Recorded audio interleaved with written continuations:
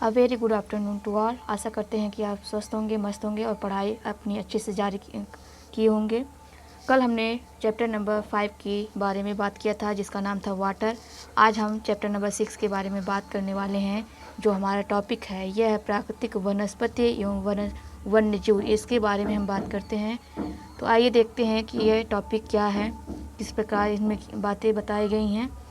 तो देखिए, सबसे पहले एक सलीमा नाम की लड़की है। इसके बारे में बताया गया है कि ये जो सलीमा नाम की लड़की है, इसकी छुट्टी हुई थी गर्मी की और यह बहुत ही उत्सुक थी कि बाहर जाके घूमने की। तो यह अपने जो मित्रों के साथ जाती है हिमाचल प्रदेश में और वहाँ पे देखती है कि पर्वतों के ढलानों पे जैसे जैसे आगे बढ़ती है, वहाँ के जो पादप हैं उनकी जो पत्तियाँ हैं नुकीली पत्तियाँ पाई जाती हैं, जो पतली पतली पत्तियाँ दिखाई देती हैं। और यह जब उनको पता चला तो आपस में लोग डिस्कस करते हैं कि यह कैसे। तो वह उनका जो नाम पता चलता है कि ये जो वृक्ष हैं ये शंकुधारी वृक्ष हैं। कुछ इस प्रकार से आकृति देखने को मिलेगी वहाँ पे। तो उसके बाद वो वहाँ पे जाते हैं और बड़े बड़े वृक्ष को देखते हैं। तो वहाँ पे कुछ लाल लाल फूल खिले होते हैं। तो वे जो बड़े बड़े जो लाल लाल फूल खिले होते हैं उसको रोडोडेंड्रॉन नाम से जानते हैं। वह फूल का यह नाम है। तो इनको देखते हैं। उसके बाद जैसे ही वे रोहतांग दर्रे से होकर गुजरते हैं तो उनको रास्ते में दिखता है कि जो भूमि होती है, भूमि पर छोटी छोटी जो घासें हैं वह क्या है, बर्फ़ से ढकी हुई हैं। अब यहाँ पे एक शब्द आया है दर्रा।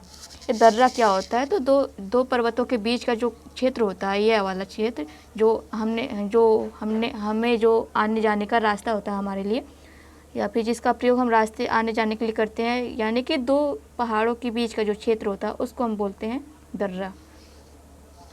उसके बाद आगे देखते हैं। और ये जो हम देख रहे हैं कि जो वनस्पतियों में अंतर दिख रहा है, कहीं पे नुकीली पत्ती वाली जो पादप हैं, कहीं पे छोटे छोटे घास पौधे हैं। तो यह क्यों होता है? तो इसका प्रमुख कारण यह है कि स्थल की ऊंचाई एवं वनस्पति की जो विशेषताएं हैं एक दूसरे से संबंधित है। यानी कि ऊंचाई के साथ साथ जो है वनस्पतियों में अंतर आता है। ऊंचाई जैसे जैसे हम नीचे की तरफ आते हैं, वनस्पतियों का जो आकृति है, बनावट है, यानी कि जो इसकी पत्तियों का आकार है, इस सब में भी परिवर्तन आता है। क्यों? उनका कुछ प्रमुख कारण है। और जलवायु परिवर्तन जब होता है तो जलवायु परिवर्तन भी इनकी मुख्य भूमिका निभाती हैं इनमें। इसके कारण जो प्राकृतिक वनस्पति है इनमें भी बदलाव आता है। ठीक है, जैसे कि मान लेते हैं अगर हम पहाड़ों के ऊपरी ढलान पे जाते हैं तो ऊपरी ढलान पे जाने पे अत्यधिक पहाड़ ऊंचा होने के कारण क्या होगा कि यहाँ पे जो बर्फ़ है, बर्फ़ से ढका होगा यह शीर्ष इसका पहाड़ों का। तो यहाँ पे जो भी पेड़ पौधे पाए जाएंगे तो यहाँ की जलवायु क्या हुई? यहाँ की जलवायु तो ठंडी हुई ना। यहाँ पे हमेशा जलवायु ठंडी है। और हम विषुवत रेखा पे जाके देखते हैं तो यह हमारा विषुवत रेखा, यहाँ पे जब जाके देखते हैं तो यहाँ पे अत्यधिक गर्म है। यहाँ की जलवायु क्या है? गर्म है। तो यानी कि यह जो जलवायु परिवर्तन है, इन दोनों में जो हमें परिवर्तन दिख रहा है, यह परिवर्तन भी एक महत्वपूर्ण भूमिका निभाता है। किसमें? वनस्पतियों को बदलाव में।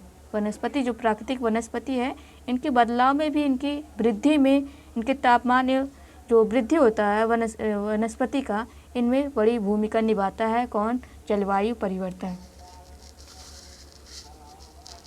और ये जो वनस्पति की जो वृद्धि होती है तापमान और नमी पर निर्भर करती है।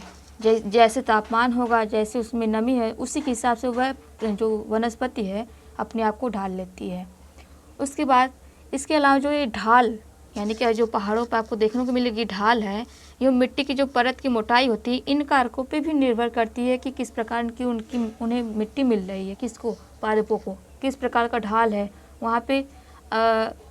उसके बाद जो प्राकृतिक वनस्पति हैं इनकी सघनता एवं प्रकार में परिवर्तन आ जाता है। क्यों? क्योंकि इनका ढलान है, मिट्टी के प्रकार हैं और मिट्टी की कैसी मोटाई है, कैसी इसकी उर्वरता है, इन सब पे निर्भर करता है।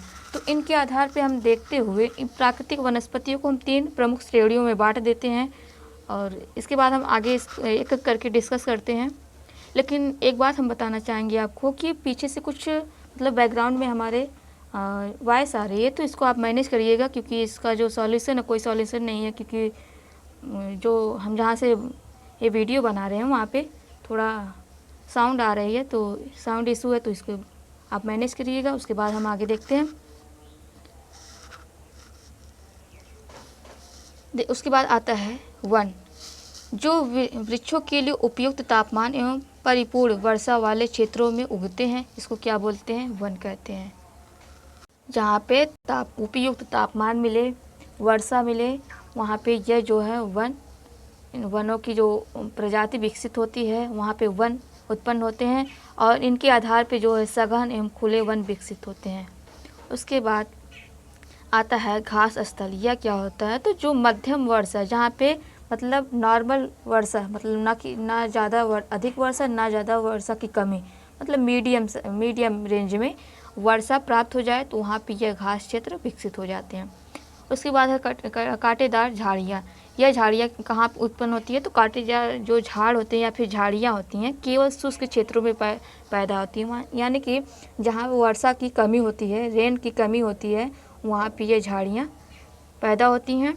उसके बाद ये जो आपको झाड़ियाँ देखने को मिलेगी, यह शुष्क उष्णकटिबंधीय प्रदेशों में पाई जाती हैं। जैसे कि मान लेते हैं हमारा वृत्त है, इसको हम ग्लोब या फिर पृथ्वी बोल सकते हैं। यह 0 डिग्री है, उसके ऊपर नॉर्थ में आपको 23.5 डिग्री देखने को मिलेगा, 23.5 डिग्री नॉर्थ, और इसी प्रकार 23.5 डिग्री साउथ देखने को मिल जाएगा। इनके बीच का जो क्षेत्र है, यह है, इसको हम बोलते हैं उष्णकटिबंधीय क्षेत्र। यहाँ पे आपको देखने को मिल जाएगी तापमान अधिकता होती है। तापमान अधिक होने के कारण यहाँ पे जो आपको देखने को मिल जाएगा, जो यहाँ पे जो पेड़ पौधे होंगे वे तो लंबे होंगे, लेकिन अगर हम बात करते हैं महाद्वीपों के पश्चिमी एरिया में, मान लेते हैं यह अफ्रीका वाला पार्ट है, रुक जाइए, यह अफ्रीका वाला पार्ट है, यह अफ्रीका वाला पार्ट है कुछ इस प्रकार से। तो यह जो महाद्वीप के जो पश्चिमी वाला एरिया है, यहाँ पे आपको देखने को मिल जाएगा रेगिस्तानी एरिया हो जाता है। मतलब कि यहाँ पे जो वनस्पति पाई जाती हैं, ये उष्णकटिबंधीय वनस्पति होती है। यहाँ पे जो वनस्पति लंबे नहीं होते, कांटेदार झाड़ियाँ उगती हैं, और यहाँ पे जो लंबे प्रदेश होते हैं, इनका अभाव देखने को मिल जाता है आपको।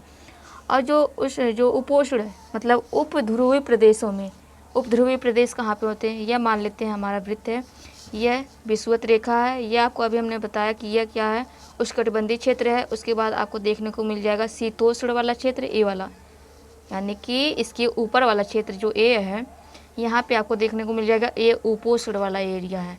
उसके बाद मिल जाएगा आपको उपध्रुवीय, उपोष्ण के बाद ऊपर आपको उपध्रुवीय मिलेगा। उसके बाद जो ऊपर सबसे ऊपर है वह ध्रुवीय मिलेगा। ध्रुवीय में क्या होता है? हमेशा बर्फ़ जमी होती है। और उपध्रुवीय में क्या होता है कि जो हमेशा बर्फ़ जमी होती है, उससे थोड़ा कम यहाँ पे मात्रा में बर्फ़ पाई जाती है, लेकिन यहाँ पे भी बर्फ़ पाई जाती है। तो सेम इसी प्रकार आप देख सकते हैं, जो उपध्रुवीय वाला क्षेत्र होता है, यहाँ पे आपको मिल जाएगा शंकुधारी वन पाए जाते हैं।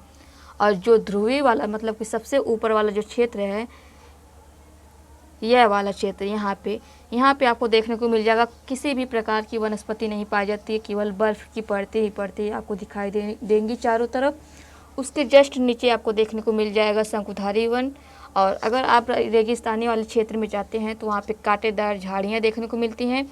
और आर्द्र प्रदेशों में जाते हैं तो घने उष्णकटिबंधीय और मतलब अधिक कठोर वाले वन पाए जाते हैं। कहाँ पे? विषुवत वाले रेखा में। यहाँ पे आपको अधिक लंबे घने वृक्ष दिखाई देते हैं, और जो इनकी लकड़ियाँ होती बहुत ही अधिक कठोर होती हैं। तो इस प्रकार सलीमा देखती है और आपस में डिस्कस करती है। और जो ये प्राकृतिक वनस्पतियों के प्रकार में जो बदलाव का मुख्य कारण क्या है?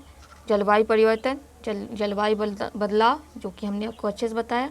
उसके बाद आता है वन में कौन सा, इसमें भी जो वन के कई टाइप हैं। तो पहला टाइप इसका है उष्णकटिबंधीय सदाबहार वन। कौन सा? उष्णकटिबंधीय सदाबहार। यह कौन सा एरिया हो जाएगा? तो यह वाला एरिया, और यह 23.5 डिग्री साउथ में, 23.5 डिग्री नॉर्थ में। तो यह वाला जो क्षेत्र होगा, यह कौन सा होगा? उष्णकटिबंधीय क्षेत्र होगा। यहाँ पे जो वनस्पतियाँ पाई जाती है, तो सबसे पहले हम देखते हैं यहाँ पे कंडीशन क्या है। तो यहाँ पे वनों को जो यहाँ पे वन उगते हैं, इनको कहते हैं उष्णकटिबंधीय वन। और ये जो वन उगते हैं, ये अत्यधिक घने होते हैं। यहाँ पे जो क्षेत्र होता है, ये गर्म होता है। यहाँ पे वर्षा भी अधिक मात्रा में होती है।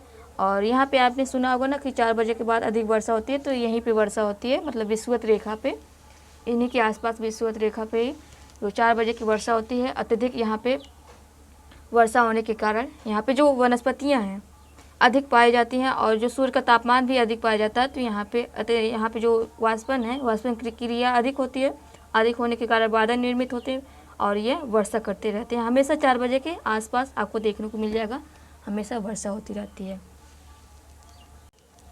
यहाँ का जो मौसम होता है शुष्क नहीं होता है, इसीलिए यहाँ की जो पेड़ों की पत्तियाँ होती हैं पूरी तरह नहीं झड़ती हैं। मतलब कहने का अर्थात क्या है, जैसे कि अगर क्या आप ये सोच तो नहीं रहे होंगे कि जो यहाँ के जो पेड़ होते हैं कभी अपनी पत्तियाँ ही नहीं गिराते हैं, ऐसा बिल्कुल नहीं है।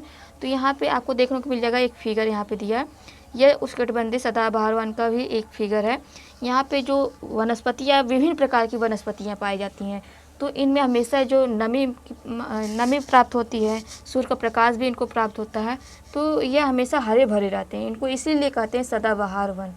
यह अपनी पत्तियां, मान लेते हैं एक पेड़ है जो अपनी पत्तियां गिरा दिया, बाकी पेड़ जो है अपनी पत्तियां ऐसे ही रखे रहते हैं, मतलब उनकी पत्तियां नहीं झड़ती हैं।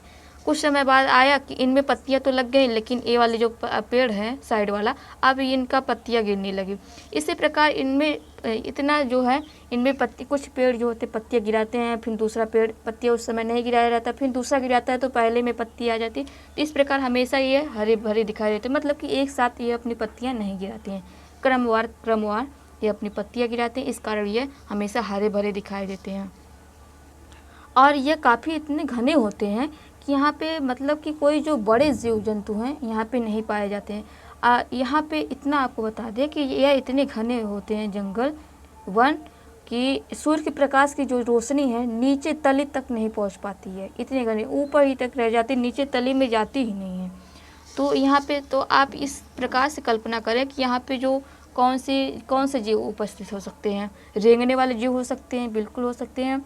और एक यहाँ पे विशेष प्रकार का बंदर पाया जाता है जो कि टहनियों से लटकता हुआ मतलब आवागमन करता है। मतलब उसका जो पूरा जो मतलब दिन का कार्यक्रम होता है, जो भी हम कहें कि उनकी चलने रहने का स्थान, तो वह पेड़ों पे ही बिताते हैं। हमेशा एक डाली से लटक कर दूसरी डाली पे कूदना, इस प्रकार से इन कारण इनको देखने को मिलेगा आपको कि ये जो बंदर हैं इसका जो हाथ होते हैं लंबे होते हैं अपेक्षाकृत अदर बंदर से।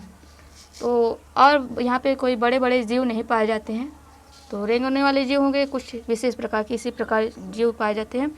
और यह जो आपको यहाँ पे वनस्पति देखने को मिलेगी, इन वनस्पतियों की जो लकड़ी है तो यह बहुत अधिक कठोर होती है।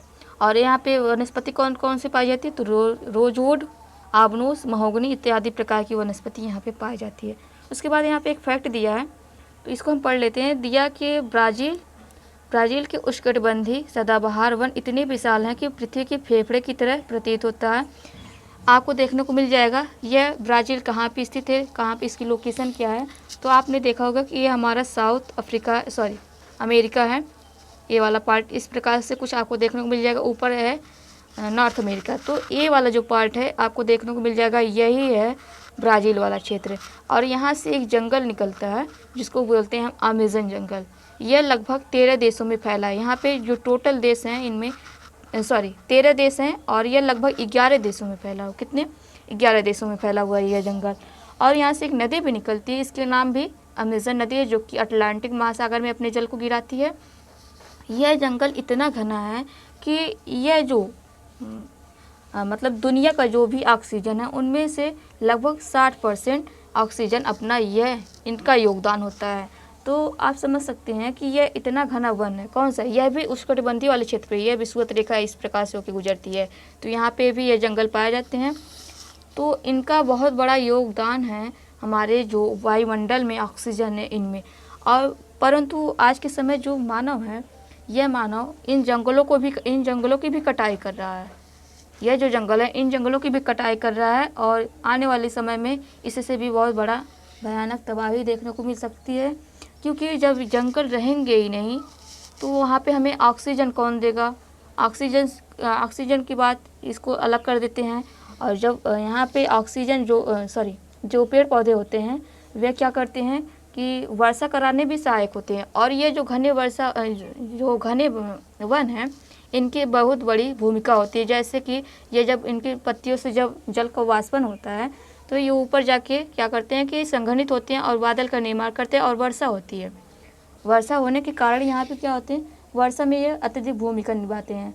और जो ये वाला जो क्षेत्र है, यहाँ पे जो जंगल को तो लोग काट रहे हैं, लेकिन यह सिर्फ ना केवल इन्हीं वाले क्षेत्रों को नुकसान पहुँचेगा, बल्कि ये पूरी दुनिया को इसका परिणाम भुगतना पड़ेगा आने वाले समय में।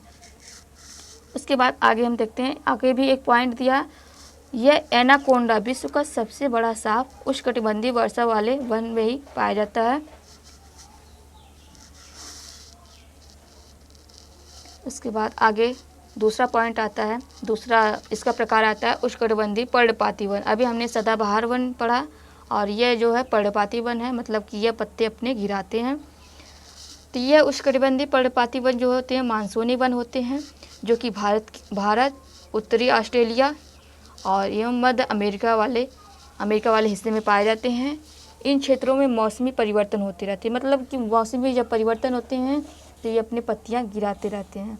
जैसे कि यहाँ पे जो वनस्पति पाई जाती है, कौन सी, उष्णकटिबंधीय वाले क्षेत्र में जहाँ पे वनस्पति पाई जाती है, यह जो पादप होते हैं अपनी पत्तियां गिरा देते हैं। क्यों गिरा देते हैं? इनको जल की भी आवश्यकता होती है ना। जो सदाबहार वन है उनको हमेशा जल की प्राप्ति हो रही है, तो उनको कोई भी जल की कमी नहीं है। मान लेते हैं जिसको हम दिन भर खाना देते रहें तो क्या उसको भूख की एहसास होगा? नहीं होगा। लेकिन जिसको हम दिन भर में केवल एक रोटी दें तो वह अपना क्या करेगा? सेविंग करेगा। मतलब कि वो सोचेगा कि ये अगर हम आधी रोटी बचा के रख लेते हैं तो हम दोबारा खा सकते हैं। मतलब कि वह बचाने की कोशिश करता है ताकि आगे हमें काम आ जाए। लेकिन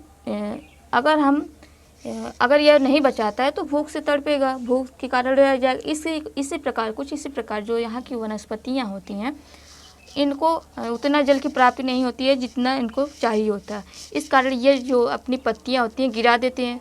पत्तियाँ गिराने का यहाँ पे क्या कारण है? पत्तियाँ ही तो जो है मेन जो जल होता है, यही तो अपने जड़ों से पत्तियों तक तो ही जल जाते हैं, यहाँ पे संरक्षित होते हैं। और पत्तियों के कारण तो ये जो जल हैं वाष्पीकृत होती है, मतलब वायुमंडल में जाते हैं। अगर ये पत्तियाँ नहीं रहीं तो क्या पेड़ पौधे के आसपास ही रहेंगे, मतलब पेड़ पौधे में ही रहेंगे, उनके तनों में ही रहेंगे।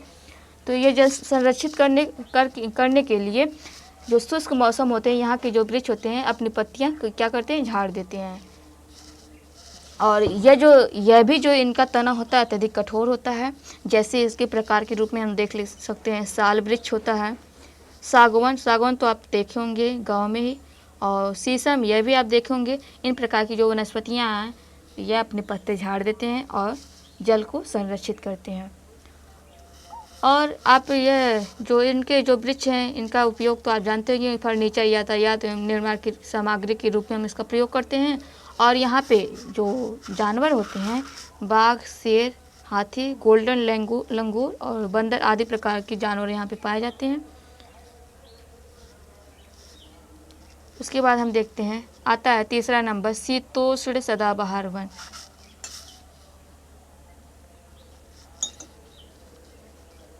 यह क्या है? तो शीतोष्ण सदाबहार वन जो होते हैं मध्य अक्षांश के तटीय प्रदेशों में पाए जाते हैं। यह जो समांतर महाद्वीपों के पूर्वी किनारों पे पाए जाते हैं, जैसे कि दक्षिण पूर्व अमेरिका, ठीक है, दक्षिण पूर्व अमेरिका, दक्षिण चीन एवं दक्षिण पूर्वी ब्राज़ील। यहाँ पे जो बांज, चीड़, यूकेलिप्टस और यहाँ पे बाज होते हैं। बाज क्या है? बाज एक पक्षी है। चीड़ एवं यूकेलिप्टस जो है एक वृक्ष है। यह दृढ़ एवं मुलायम वाले दो प्रकार के यहाँ पे पेड़ पाए जाते हैं। मतलब कि कठोर भी वृक्षों के तो तने होते हैं यहाँ की जो वृक्ष हैं, और मुलायम प्रकार की वनस्पतियाँ भी यहाँ पे पाई जाती हैं।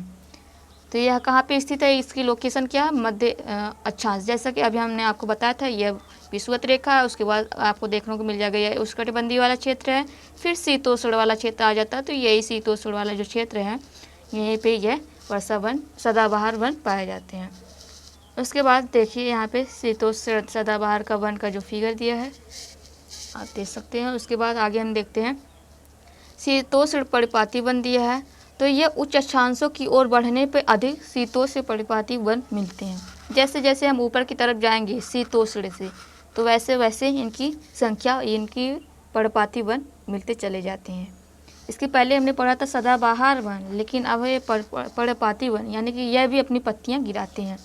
इनका लोकेशन कहाँ पे है? तो यह जो है उत्तर पूर्वी अमेरिका, चीन, न्यूजीलैंड, चिली और पश्चिमी यूरोप के तटीय क्षेत्रों में पाए जाते हैं।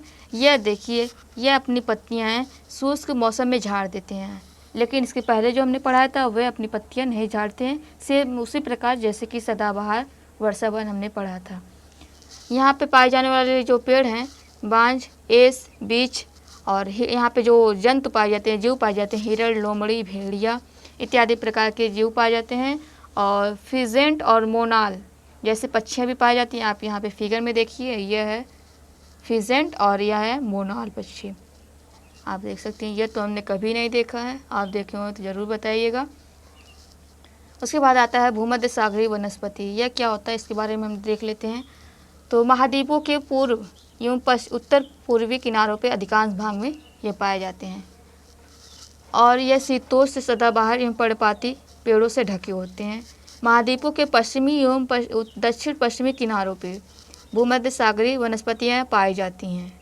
ठीक है, यह मान लेते हैं कोई महाद्वीप है, ये मान लेते हैं यूके वाला क्षेत्र है, तो दक्षिण वाला एरिया यह नीचे का और पश्चिम वाला एरिया मतलब कि यहाँ पे आपको देखने को मिल जाएगा, यह भूमध्य सागर पाया जाता है, इसका क्षेत्र भूमध्य सागरीय वनस्पतियाँ, इसीलिए इनका नाम पड़ जाता है भूमध्य सागर। यह क्या है, अधिकतर पूर्व यूरोप, अफ्रीका एवं एशिया के भूमध्य सागर के समीप पाए जाते हैं। इसका नाम क्या पड़ा, भूमध्य सागरीय वनस्पतियाँ पड़ गई। ये वनस्पतियाँ भूमध्य सागर के बाहरी प्रदेशों जैसे कि संयुक्त राज्य अमेरिका, कैलिफोर्निया, दक्षिण पश्चिम अफ्रीका और दक्षिण अमेरिका एवं दक्षिण पश्चिमी ऑस्ट्रेलिया में पाई जाती हैं। आप लोकेशन इसका मैप में देखिएगा, एटलस में अपने। और यह प्रदेशों में गर्म, शुष्क, ग्रीष्म एवं वर्षा वाली जो मृदु शीत ऋतुएं होती हैं यहाँ पे पाई जाती है। इन क्षेत्रों में आमतौर पे संतरा मतलब कि जो खट्टे फल होते हैं ये पाए जाते हैं। खट्टे फल के रूप में कौन सा, जैसे संतरा हुआ, अंजीर, जैतून, अंगूर, नींबू इत्यादि प्रकार के सिट्रस फल वाले पाए जाते हैं यहाँ पे, क्योंकि लोगों ने अपनी इच्छा अनुसार कृषि करने के लिए यहाँ पे प्राकृतिक वनस्पतियों को हटा दिया। तो यहाँ पे जो वनस्पति है इसी प्रकार से ये कुछ पाई जाती हैं। उसके बाद आता है शंकुधारी वन। शंकुधारी वन कहाँ पे पाया जाएगा, तो यह पहाड़ों के ऊपरी ढलानों पे पाया जाता है। तो यह उत्तरी गोलार्धों के उच्च अक्षांशों यानी कि 50 से लेकर 70 डिग्री तक पाए जाते हैं, जिसको हम शंकुधारी वृक्ष बोलते हैं या फिर शंकुधारी वन बोलते हैं। इन्हें क्या कहते हैं, इनको टैगा नाम से भी जानते हैं। ये वन अत्यधिक ऊंचाई पे भी पाए जाते हैं। इन्हीं वृक्षों को जो सलीमा देख के अत्यधिक देखती है तो वह आश्चर्यचकित होती है। उसके बाद अभी हम देखते हैं कि यह जो टैगा वाले वन होते हैं ये अत्यधिक लंबे होते हैं, नरम काष्ठ एवं सदाबहार वृक्ष होते हैं। यानी कि यहाँ पे जो लकड़ियाँ होती हैं इनकी वनस्पतियों की, यह अत्यधिक मुलायम होती है, नरम होती हैं और ये सदाबहार वृक्ष होते हैं, मतलब कि यह हमेशा अपनी यह जो देखने को मिलेगी हरे भरे पत्तियाँ देखने को मिलती हैं। और यह इन वृक्षों का जो काष्ठ होता है इनका उपयोग इसके उपयोग में हम करते हैं लुगदी बनाने या फिर इसका हम कागज़ निर्माण करने के लिए करते हैं, जैसे कि अखबारी कागज़ हो गए इत्यादि प्रकार के कागज़ों को बनाने में हम इसका उपयोग करते हैं।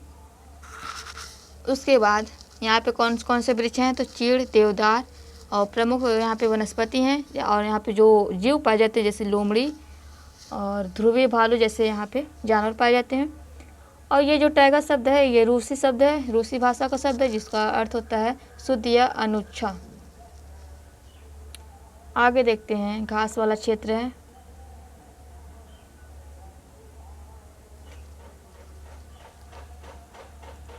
देखिए घास स्थल, यह भी इनके भी प्रकार होते हैं।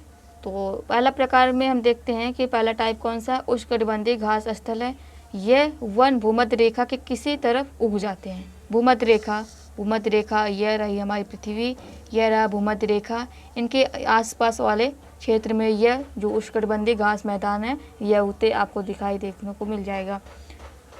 यहाँ की जो वनस्पतियाँ होती हैं निम्न से मध्यम वर्षा वाले क्षेत्रों में पाई जाती है। यहाँ पे निम्न वर्षा होती है या फिर मध्यम वर्षा होती है, मीडियम रेंज में वर्षा होती है, तो यहाँ पे यह जो घास मैदान है पाए जाते हैं। यहाँ के जो घासें होती हैं बहुत ही ऊंची होती हैं, 3 से लेकर 4 मीटर तक की ऊंचाई तक पाए जा सकते हैं यहाँ के वनस्पति। यह आपको देखने को मिल जाएगा सवाना में, देखिएगा जो कि अफ्रीका में स्थित है। तो यहाँ की जो घासें देखिएगा कितनी बड़ी बड़ी हैं, 3 से लेकर 4 मीटर तक इसकी अधिकतम ऊंचाई है। अफ्रीका का जो सवाना घास स्थल है, यहाँ पे जैसा कि हमने बताया, ये वाला पार्ट आपको देखने को मिल जाएगा। यहाँ पे इस तरह ये हमारा अफ्रीका है, तो यहाँ पे आपको देखने को मिल जाएगा ये वाला क्षेत्र। यहाँ पे कौन सा घास स्थल है? सवाना घास स्थल। समान रूप से उष्णकटिबंधीय घास स्थल में हार्स, जेब्रा, जिराफ, हिरन, तेंदुआ आदि प्रकार के जानवर पाए जाते हैं। उसके बाद आता है शीतोष्ण घास स्थल। यह जो मध्य अक्षांशीय क्षेत्रों, महाद्वीपों के भीतरी भागों में पाए जाते हैं। ये आमतौर पर छोटी एवं पौष्टिक होती हैं। पौष्टिक क्या होंगे? जानवरों के लिए होंगे, और इनकी जो साइज होती है छोटी होती है। शीतोष्ण जो शीतोष्ण प्रदेश होते हैं, इनमें विभिन्न प्रकार के जीव जंतु पाए जाते हैं, जैसे कि जंगली भैंस हुआ, बाइसन हुआ, एंटीलोप पाए जाते हैं। उसके बाद आता है कटीली झाड़ियाँ, जो कि रेगिस्तानों में उगती हैं। कहाँ पे उगती हैं? रेगिस्तानों में उगती हैं। और यहाँ का जो वातावरण होता है, यहाँ का शुष्क वातावरण होता है। शुष्क रेगिस्तान जैसे कि प्रदेशों में पाई जाती है। उष्णकटिबंधीय रेगिस्तान जो महाद्वीपों के पश्चिमी किनारों पर पाए जाते हैं। तीव्र गर्मी एवं बहुत कम वर्षा के कारण यहाँ पे वनस्पतियाँ कम पाई जाती हैं। यहाँ पे जो सूर्य का तापमान होता है बहुत अधिक होता है, लगभग 50 डिग्री सेल्सियस से भी ज़्यादा यहाँ का तापमान पाया जाता है दिन के समय, और रात के समय यह तापमान बहुत अधिक गर्म हो जाता है, ठंडा हो जाता है। क्यों? क्योंकि यहाँ पे जो यहाँ पे सिलिका की अधिकता पाई जाती है। सिलिका क्या है? बालू, जिसको आमतौर पर हम गाँव की भाषा में बोलते हैं बालू। तो यहाँ पे अधिकता पाई जाती है, और जब इनका गुण क्या होता है, यह जल्दी गर्म होता है और जल्दी ठंडा होता है। तो दिन के समय तो यह सूर्य के तापमान से अत्यधिक ज़्यादा गर्म हो जाता है, लेकिन जब ये रातें होती हैं तो रात के समय जो इनका जो तापमान है बहुत जल्दी ठंडा हो जाता है। तो इस कारण जो यहाँ की रातें हैं ठंडी होती हैं। उसके बाद यह जो रेगिस्तान है, यहाँ बोल रहा है कि महाद्वीपों के अधिकतर आपको देखने को मिल जाएगा पश्चिमी किनारों पे पाया जाता है। जैसे कि ये हमारा रहा, यह जैसे मान लेते हैं हमारी पृथ्वी है। पृथ्वी का ये वाला क्षेत्र कौन सा है? विषुवत रेखा। कौन सा है? विषुवत रेखा। उसके बाद आपको देखने को मिलेगा ये वाला क्षेत्र 23.5 डिग्री नॉर्थ है, और ये 23.5 डिग्री साउथ वाला पोर्शन है। यहाँ पे आपको जो भी महाद्वीप देखने को मिल जाएगा, यहाँ के महाद्वीप के पश्चिमी एरिया पे आप देखेंगे तो आपको देखने को मिल जाएगा यहाँ पे रेगिस्तान पाए जाते हैं। अधिकतर रेगिस्तान जो है महाद्वीपों के पश्चिमी भाग पे पाए जाते हैं। यह कौन से रेगिस्तान है? तो यह उष्णकटिबंधीय रेगिस्तान होते हैं। लेकिन यह महाद्वीपों के पश्चिमी भाग पे क्यों पाए जाते हैं, पूर्वी पे क्यों नहीं पाए जाते हैं? तो किस कारण यह पाए जाते हैं, तो इसके लिए हमने एक सेपरेट वीडियो बनाया है। तो आप प्ले लिस्ट में देख सकते हैं कि हमने जो उसका थंबनेल रखा है कि अधिकांश जो रेगिस्तान महाद्वीपों के पश्चिमी भाग पे ही क्यों पाए जाते हैं। तो आप ऐसा देखिएगा, तो वहाँ पे सर्च करके देखिएगा कि यहाँ पे आपको मिल जाएगा कि हमने अच्छे से पूरा डिस्कस किया है कि किस प्रकार, यानी कि कौन कौन से कारण हो सकते हैं जिसके कारण जो रेगिस्तान है महाद्वीपों के पश्चिमी भाग पे पाए जाते हैं। तो इसका लिंक हम डिस्क्रिप्शन बॉक्स में भी दे देंगे, आप वहाँ से भी चेक कर सकते हैं। उसके बाद हम आगे बढ़ते हैं। अब हम बात करेंगे ध्रुवीय प्रदेश के बारे में। ध्रुवीय प्रदेश अत्यधिक ठंडा होता है। यहाँ पे ठंडे होने के कारण यहाँ पे सीमित वनस्पतियाँ पाई जाती हैं, सीमित प्राकृतिक वनस्पतियाँ पाई जाती हैं। केवल काई लाई की छोटी झाड़ियाँ पाई जाती हैं। ये अल्पकालिक ग्रीष्म ऋतु में पाई जाती है। यहाँ पे जो लगभग आप देखने को मिल जाएगा 7 से 8 महीने यहाँ पे जो बर्फ़ जमी होती है। जब गर्मी का समय आता है, थोड़ा सूर्य की प्रकाश आती है, तो यहाँ पे जो बर्फ़ें होती पिघलती हैं। पिघले हुए कारण वहाँ पे फिर बाद में आपको देखने को मिल जाएगा थोड़ा जल का जो जल होता है ठोस फॉर्म होता है, लेकिन जब ये लिक्विड फॉर्म में बदलता है, उन्हें 2-3 महीने के अंतराल मिलता है इनको। और इन्हीं 2-3 महीनों के अंतराल में ये जो यहाँ पे जो काई और लाइकेन इत्यादि प्रकार की जो वनस्पतियाँ होती हैं यहाँ पे उगती हैं, और उगने के बाद यह 2-3 महीने तक रहती हैं, जीवित रहती हैं, अपना भोजन बनाती हैं, जीवित रहती हैं। उसके बाद जैसे ही यहाँ पे ठंडी का सीज़न आता है, बर्फ़ जमने लगती है, पुनः यह बर्फ़ में दब जाती हैं। उसके बाद फिर पुनः 7-8 महीने के बाद फिर से यह उगती हैं। इसका क्रम ऐसे ही चलता रहता है। तो आप देख सकते हैं इसे टुंड्रा वाला प्रकार, यहाँ पे टुंड्रा प्रकार की वनस्पति भी कहा जाता है। यह वनस्पति यूरोप, एशिया, उत्तरी अमेरिका, ध्रुवीय प्रदेशों में पाई जाती हैं। यहाँ के जो जानवरों के जो शरीर होते हैं अत्यधिक मोटा होता है। जो शरीर का चमड़ी भाग होता है अत्यधिक मोटा होता है। जो फर होता है, यह भी, फर क्या है, फर मतलब बाल, यह भी इनके बाल ऊपर जो बालें पाए जाते हैं यह अत्यधिक मोटे पाए जाते हैं, घने पाए जाते हैं। और उन्हें जो ठंडी जलवायु जो है सुरक्षित रखती है। कौन? उनके ऊपर जो मोटी चमड़ी है, जो फर हैं, यह उनसे जो ठंडी से बचाते हैं और वह उन्हीं के अनुकूल ढल भी जाते हैं। अगर हम आपको कोई वहाँ पे भेज दे तो उनका वहाँ पे जीवन संभव नहीं हो पाएगा। लेकिन वहाँ के जो जीव जंतु हैं वहाँ पे हमेशा निवास करते हैं, तो वे उन्हीं के अनुकूल अपने आप को ढाल लिए हैं, जिस कारण वे वहाँ पे रह पाते हैं। और उनके जो शरीर की आकृति बनावट है वह भी उनका सहयोग देती है वहाँ पे रहने में। यहाँ पे कौन कौन से जानवर पाए जा सकते हैं? सील, वायरस, कस्तूरी बैल, ध्रुवीय उल्लू, ध्रुवीय भालू, बर्फीली लोमड़ी। तो इस प्रकार आप देख सकते हैं यहाँ पे फिगर दिखाया गया है। यह रहा वायरस, यह ध्रुवीय भालू है और यहाँ पे सील। तो इसके बाद चैप्टर ख़त्म हो गया और यहाँ पे कुछ अभ्यास के क्वेश्चन दिया है, इसको हम पढ़ लेते हैं। तो देखिए पहला क्वेश्चन दिया है कि वनस्पतियों का विकास किन दो कारणों पर निर्भर करता है, यह आपको बताना है। फिर वनस्पति, जो प्राकृतिक वनस्पति है, 3 मुख्य श्रेणियों में बांटा गया है। कौन सी ये मुख्य श्रेणी है यह बताना है आपको। उष्णकटिबंधीय सदाबहार वन के जो 2 दृढ़ काष्ठ वाले पेड़ों के नाम बताने हैं, यानी कि जिनकी तनाएं अत्यधिक कठोर होती हैं। यह कौन से वृक्ष होते हैं जो कि उष्णकटिबंधीय सदाबहार वाले क्षेत्र में पाए जाते हैं, इनका नाम बताना है आपको। फिर उसके बाद दिया है कि वृक्ष के किस भाग में उष्णकटिबंधीय पर्णपाती वन पाए जाते हैं, यह बताना है। नींबू सिट्रस फल किस प्रकार की जलवायु में पाए जाते हैं, तो हमने बताया था आपको भूमध्य रेखा वाला जो क्षेत्र है वहाँ पे आपको देखने को मिल जाएगा। तो शंकुधारी वन को कोई 4 उपयोग बताएं यहाँ पे। और उसके बाद यहाँ पे विश्व के किन भागों में मौसमी घास स्थल पाए जाते हैं, ये आपको बताना है। उसके बाद मल्टीपल क्वेश्चन आता है। तो पहला दिया है कि काई एवं लाइकेन पाए जाते हैं, कहाँ पाए जाते हैं? रेगिस्तानी वनस्पति में। काई एवं लाइकेन पाए जाते हैं रेगिस्तानी वनस्पति में। नो, ऐसा नहीं है। रेगिस्तानी वनस्पति कटीले पाए जाते हैं। उष्णकटिबंधीय सदाबहार में नहीं, टुंड्रा प्रदेश वाले क्षेत्र में पाए जाते हैं, तो बिल्कुल सही है। तीसरा नंबर जो है सही है। उसके बाद आता है कांटेदार वनस्पतियाँ पाई जाती हैं, कहाँ पे पाई जाती हैं? तो गर्म एवं आर्द्र उष्णकटिबंधीय जलवायु में, तो ऐसा नहीं है। दूसरा नंबर आता है गर्म एवं शुष्क रेगिस्तानी जलवायु में, जी बिल्कुल सही है। तो option number 2 is the right option. उसके बाद तीसरा आता है उष्णकटिबंधीय सदाबहार वन एक सामान्य जानवर है जो हमने अभी आपको बताया था पढ़ाते समय। उष्णकटिबंधीय जो सदाबहार है यह अत्यधिक घने होते हैं, यहाँ पे बड़े बड़े जानवर नहीं पाए जाते हैं और यहाँ पे छोटे रेंगने वाले जानवर पाए जाते हैं। लेकिन हमने आपको ये भी एक पॉइंट बताया था कि यहाँ एक विशेष प्रकार का बंदर पाया जाता है जिसके हाथ लंबे होते हैं, जो कि यह अपना जीवन जो होता है टहनियों पे ही बिताता है। और यह इसीलिए आपको यहाँ पे देखने को मिल जाएगा। पहला ऑप्शन सही है, जो कि जिराफ बहुत लंबा जानवर है, यह नहीं हो सकता। ऊँट यह भी नहीं हो सकता। तो ऑप्शन ए जो दिख रहा है हमारा करेक्ट आंसर है। उसके बाद आता है शंकुधारी वन की एक महत्वपूर्ण प्रजाति कौन सी है, तो यह बताना आपको। सागवान हो सकता है? नहीं। तो चीड़ हो सकता है, रोजवुड हो सकता है। इसका कमेंट बॉक्स में आप आंसर बताइएगा। उसके बाद वैसे छोड़िए, हम ही बता देते हैं। तो इसका ऑप्शन नंबर 2 जो है ये सही ऑप्शन है, सही आंसर है। उसके बाद आप देखते हैं स्टेपे जो घास स्थल होते हैं कहाँ पाए जाते हैं? मध्य एशिया, ऑस्ट्रेलिया, दक्षिण अफ्रीका। तो ये कौन सा स्थान है इसका, ये आपको बताना है।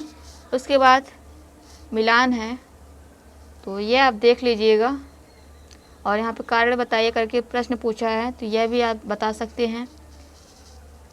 उसके बाद क्रियाकलाप है, यहाँ पे कोई मतलब नहीं हमें पढ़ने का। आज की वीडियो में बस हम यहीं तक छोड़ते हैं, उसके बाद हम आगे के चैप्टर को कवर करेंगे। तब तक के लिए इतना ही, मिलते हैं नेक्स्ट वीडियो में। जय हिंद, जय भारत।